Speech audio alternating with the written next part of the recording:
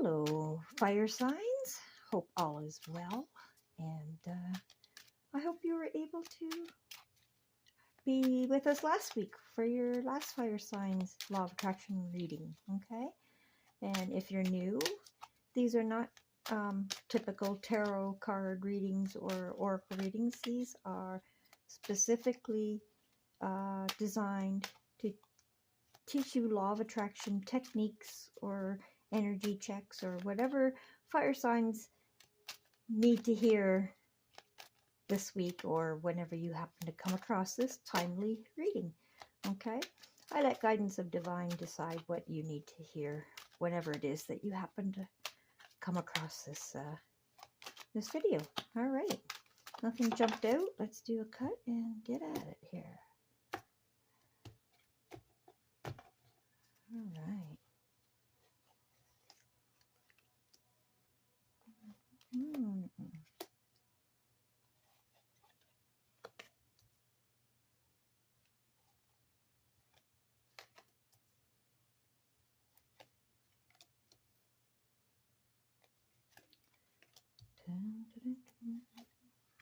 What have we got here today? Oh, all right. So let's take a quick peek.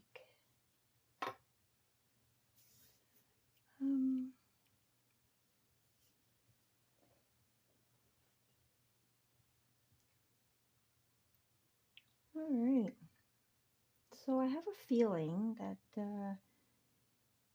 somebody is getting all up in their head here. I see some stuff here for cleaning out your thoughts and learning discernment and a few physical things that you might want to try out here. Okay, so first off, you got to regularly clean your vessel. All right, as we know, electricity goes up our body and up through our head with thoughts that we think, pushes it out through our head, and as it flows through your body, it goes through your nervous system and radiates a magnetic field perpendicular to the flow of electricity. Okay, now your body is the vessel, and junk food and sugary drinks and coffees and all the day-to-day stuff that we get ourselves caught up in tend to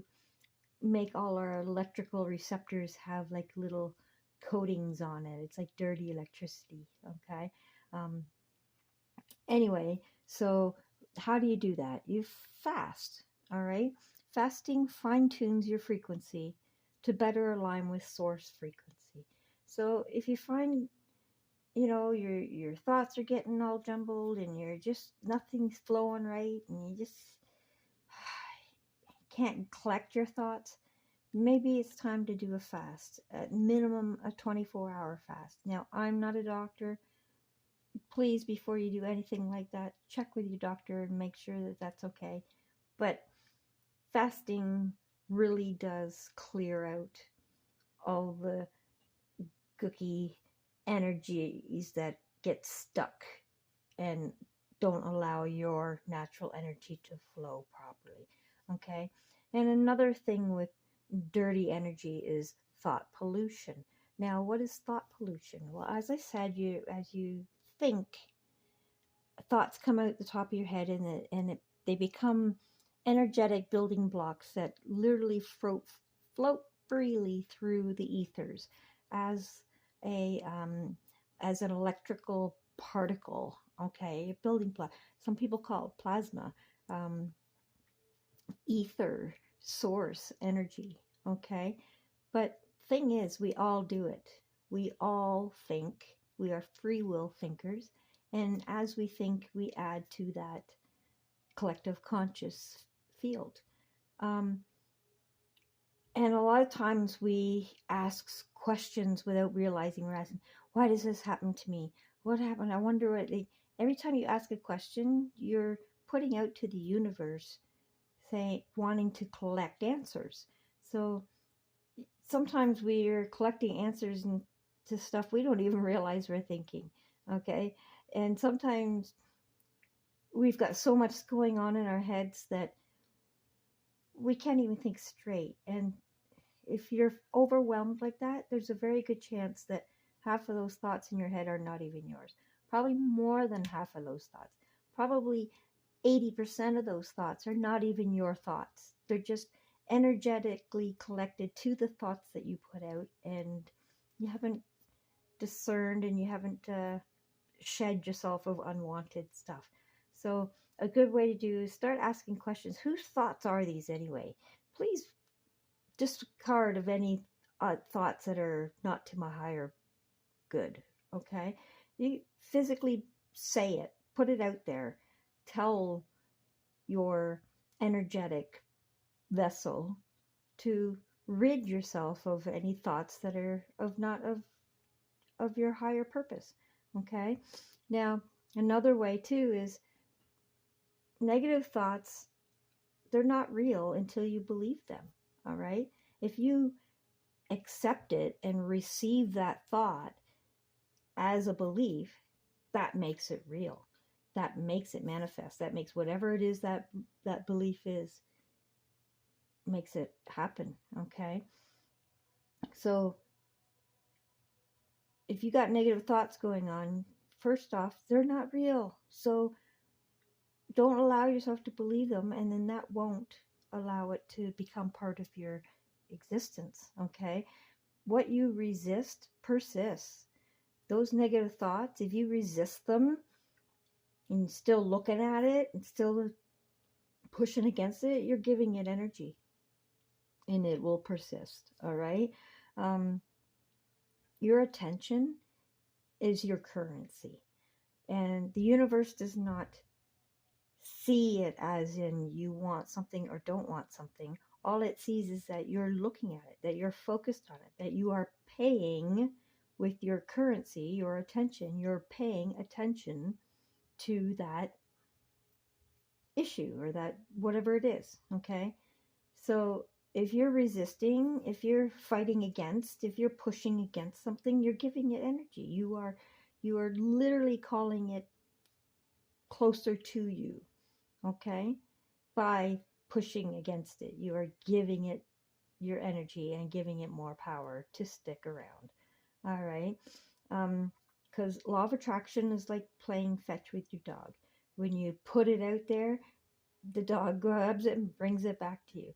Okay. And when you, so law of attraction, you put it out there, and if you have your emotional, which is energy and motion, in that thought, that creates the magnetic field, which brings it back to you. Okay.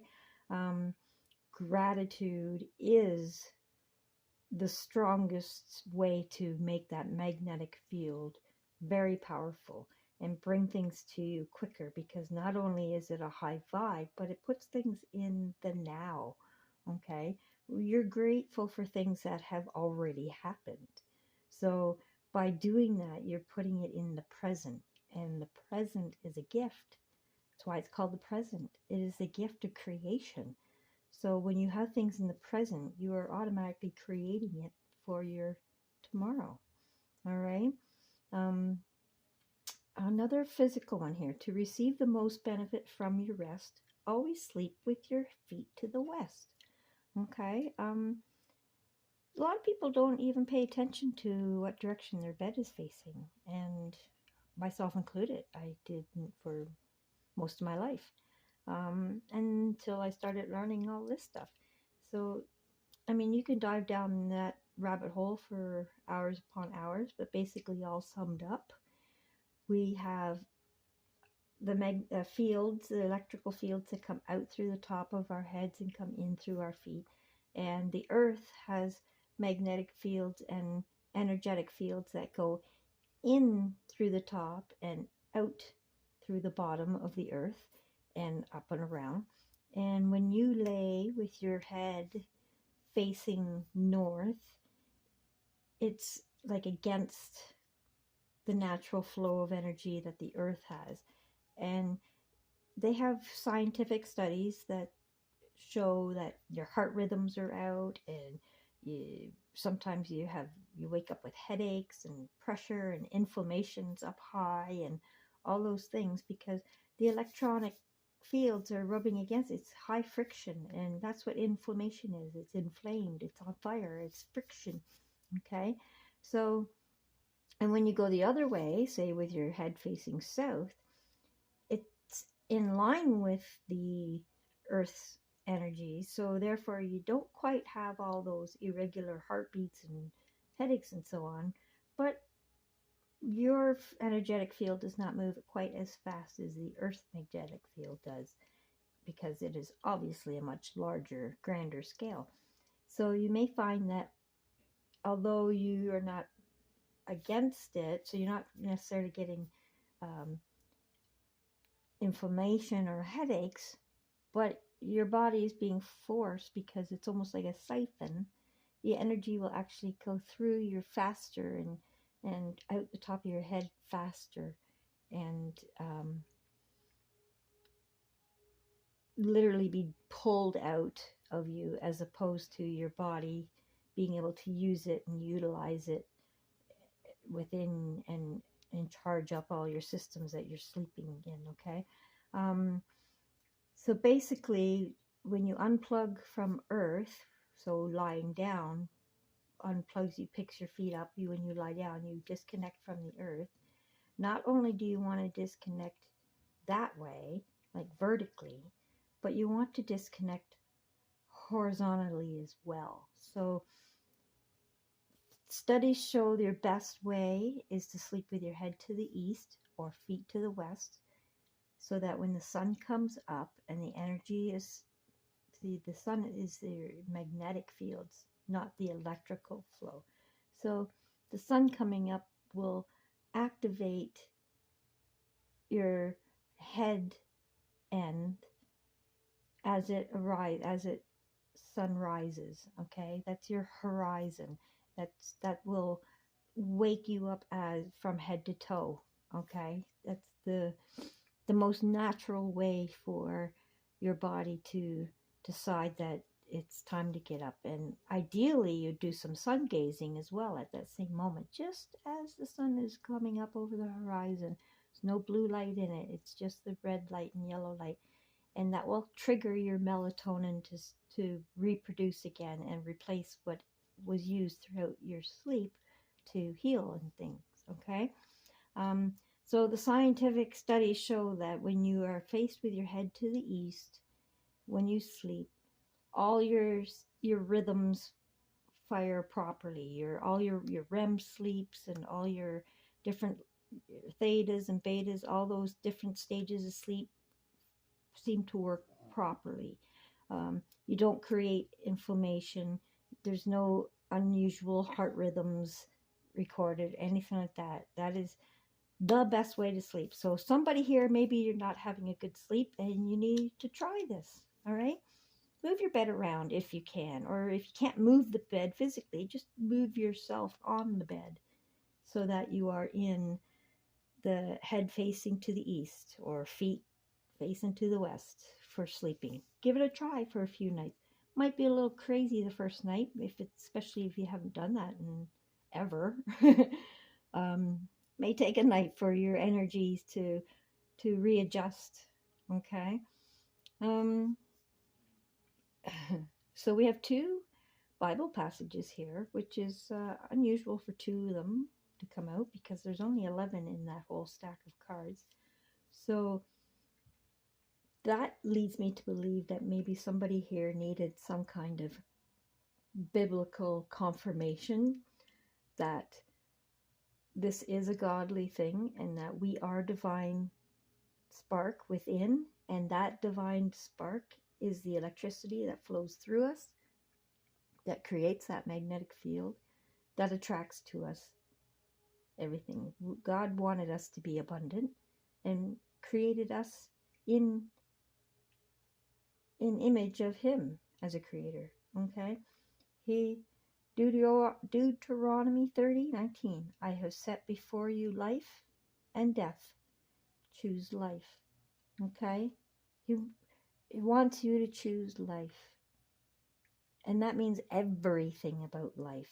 That means using that divine spark that is within you. That's life. Use it. Okay? We have not been taught.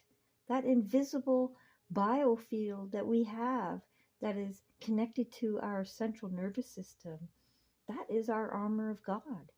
Okay? When you use that and trigger the biofield to vibrate at a certain frequency, the low vibrations of attacks cannot even exist. Okay? They can't even, doesn't, well, they can still exist, but they can't exist in your experience because you have to be at the same frequency.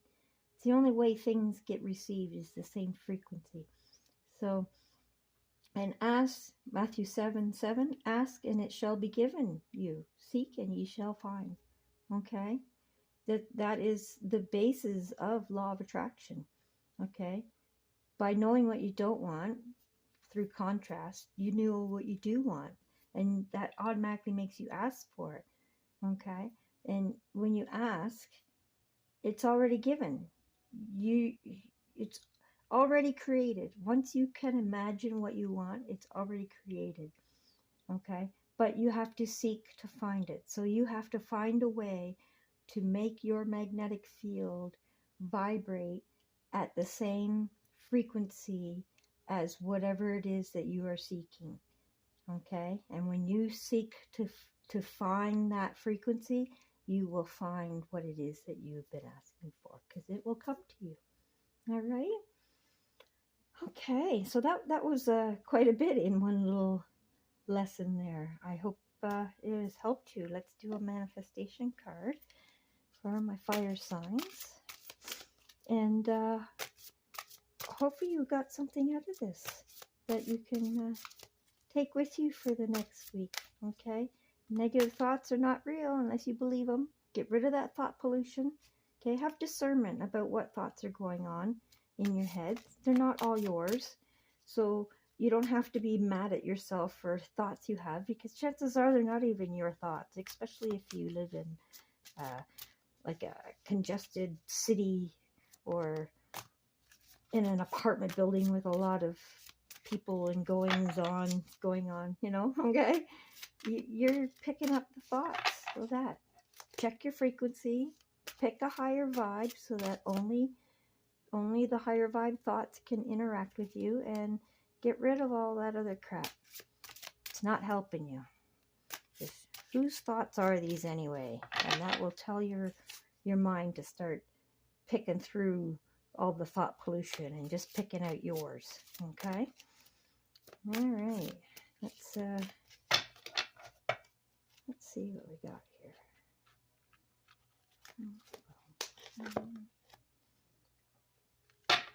Okay. There we go. For an amazing day, fill your morning with gratitude. Do what I do and take thank you steps as you walk from your bed to your bathroom or your kitchen. By saying thank you with each step, you are saying thank you for everything you have, everyone you love, and for all the goodness that is coming to you today. So there you go. So there's a great thing first thing in the morning. All right. First, thank you, Lord, for giving me another day. All right. Then you get to your bed. Thank you, Lord, for the 2 feet under me to walk me to the bathroom.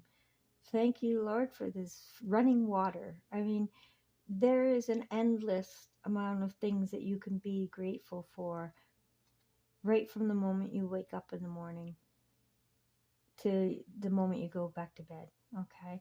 But start your day. If you start your day with gratitude, like I said here, gratitude with all your wishes speeds up manifestation. All right. So if you start your morning with gratitude, just imagine how your day's going to go with it. If your first minute, 68 seconds, every 17 seconds, you add another thought to whatever you're thinking that matches it. So once you get into like 68 seconds, you've created enough thoughts gathered to that original thought that it has momentum now, and that it's creating that magnetic field that we talk about. All right. So it doesn't take long. And if you start right from the moment you wake up in the morning, then by a couple hours in, you're already going to start seeing some things that have become part of your experience for the day because you started off on the right foot, and the right foot is starting off with gratitude. All right. So thank you for watching this. I hope that you got something out of this. Try it. Gratitude is awesome manifestation frequencies. Have a wonderful week. Like, subscribe, hit the bell, all those things to get the algorithms going so more fire signs can also take advantage of this great, great secret. All right. Have a great week. We'll see you next week, fire signs. Much love.